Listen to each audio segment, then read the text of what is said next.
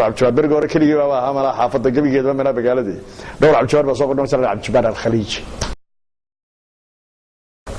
deeqa dee kolleyba anuu hadda muusikadii ma hayo laakiin haddaad tidhaahdo ma dabeecadaada manadigu dayeysa ma jirkay damqanaya baan kugoolin deeqa waan xasuustaa ruwaadii ugu horeysana waan xasuustaa waxaa la odhan jiray hobolkii habeenka fanka la odhan jiray waxaa wada dhignay aniga iyo marxumadii ilaah u naxariistay shamso cumar iyo odaygeeda xasan aadan samatar anugu isagaa saaxiibkii matalay nuuraani baan saaxiibkii matalayay nuuraani saynab cigu jeclaa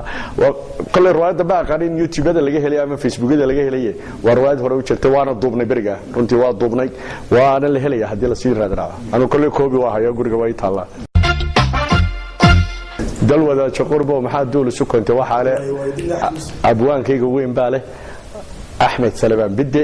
oo abwaan dee isaga magaciisa alla sahashanayana uu yahay dhacdooyinka waxaan ka mid ahaa aniga nin cabdilaahi green loohan jiraan saaxiibna hadda waxaan malay inuu hoolan joogo